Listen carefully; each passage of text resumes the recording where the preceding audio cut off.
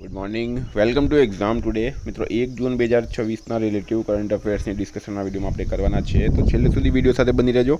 Current affairs important topic છે, દરેક એક્ઝામમાં પ્રશ્ન પૂછવામાં આવે છે. ટોપિક પર આવીએ. ક્વેશ્ચન નંબર 1 છે, હાલમાં વિશ્વ તમાકુ નિષેધ દિવસ ક્યારે ઉજવવામાં આવ્યો? તો પ્રશ્ન છે, તંબાકુ નિષેધ દિવસ ક્યારે મનાવવામાં આવ્યો? રાઈટ આન્સર છે મિત્રો 31 મેના રોજ આ દિવસ મનાવાય છે. 2026ની થીમ છે unmasking the appeal, countering nicotine and tobacco addiction.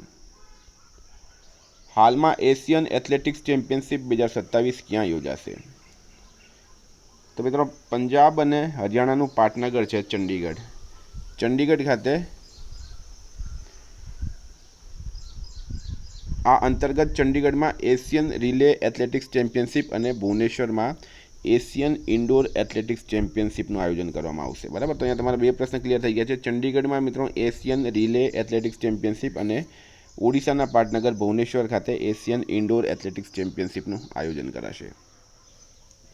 હાલમાં India's first Olympic gold hockey triumph at Amsterdam પુસ્તક કોણે લખ્યું છે? તો કે અરુમુગમનું આ પુસ્તક આવ્યું. India's first Olympic gold hockey triumph at Amsterdam. બરાબર, હોકી ઇતિહાસકાર કે અરુમુગમ દ્વારા લખવામાં આવ્યું છે. આ પુસ્તક 1928ના એમ્સ્ટરડમ ઓલિમ્પિકમાં ભારતીય હોકી ટીમના ઐતિહાસિક વિજય અને સંઘર્ષની વાર્તાનું વિગતવાર વર્ણન કરે છે. ગુજરાત સરકારે વોટ્સએપ ચેટબોટ શરૂ કરવા માટે કઈ કંપની સાથે કરાર કર્યા છે? તો રાઈટ આન્સર છે મિત્રો આમાં મેટા સાથે. ગુજરાત સરકારે નાગરિકોની સુવિધા માટે મેટા કંપની સાથે ભાગીદારી કરીને એક વોટ્સએપ ચેટબોટ લોન્ચ કર્યો. આ નવી સુવિધા દ્વારા નાગરિકો હવે ઘરે બેઠા જ પોતાના મોબાઈલ પર 20થી વધુ મહત્ત્વની સરકારી સેવાઓ મેળવી શકશે.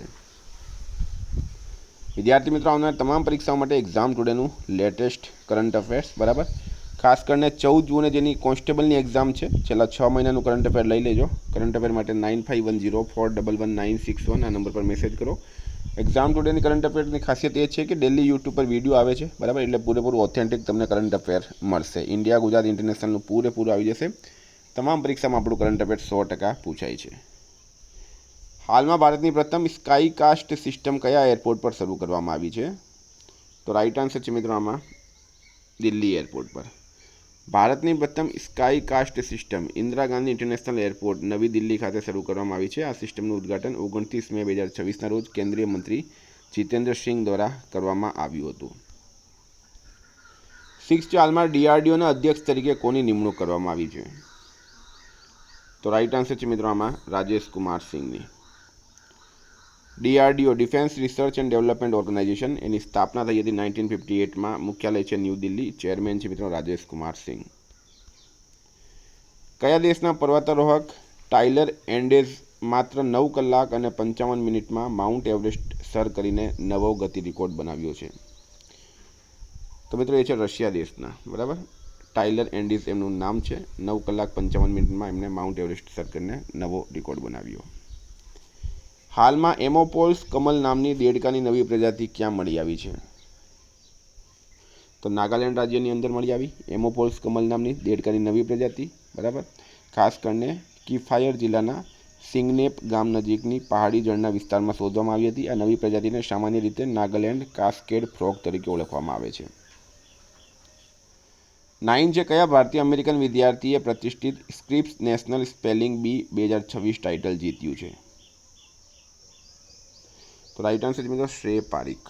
બરાબર, શ્રેય પારીખ ભારતીય અમેરિકન વિદ્યાર્થી છે. એમણે પ્રતિષ્ઠિત સ્ક્રિપ્સ નેશનલ સ્પેલિંગ બી 2026 ટાઇટલ જીત્યું છે.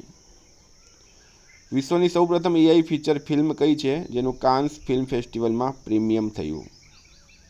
તો હેલગ્રીન. વિશ્વની સૌપ્રથમ એઆઈ જનરેટેડ ફીચર ફિલ્મ હેલગ્રીન તરીકે ઓળખવામાં આવી છે, જે મે 2026 દરમિયાન કાન્સમાં રજૂ કરવામાં આવી હતી. આ 95 મિનિટની ફિલ્મ અમેરિકાની એઆઈ કંપની હિક્સફિલ્ડ એઆઈ દ્વારા બનાવવામાં આવી હતી અને માત્ર 15 સભ્યોની ટીમે લગભગ 14 દિવસમાં તૈયાર કરી હતી.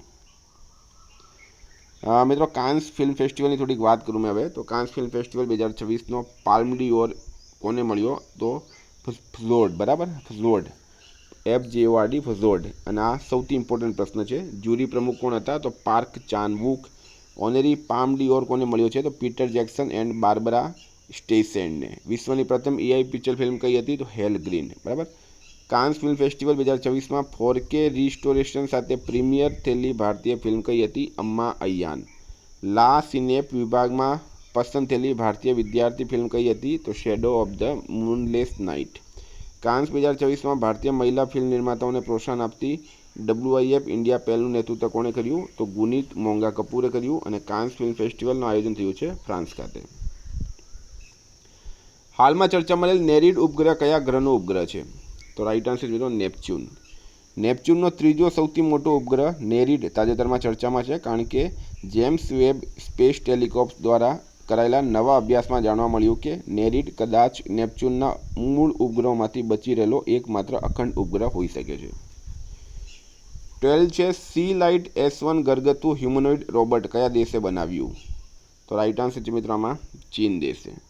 ગીગા AI દ્વારા વિકસાવવામાં આવેલ સી લાઇટ્સ S1 હાલમાં ચર્ચામાં છે, કારણ કે તેનું ઘરેલું કામો માટે બનાવાયેલા ચીનના પ્રથમ સામાન્ય હેતુ જનરલ પર્પઝ હ્યુમનોઇડ રોબોટ તરીકે રજૂ કરવામાં આવ્યું છે. હાલમાં હમ્દો અલ અમીનો લો કયા દેશના વડાપ્રધાન બન્યા?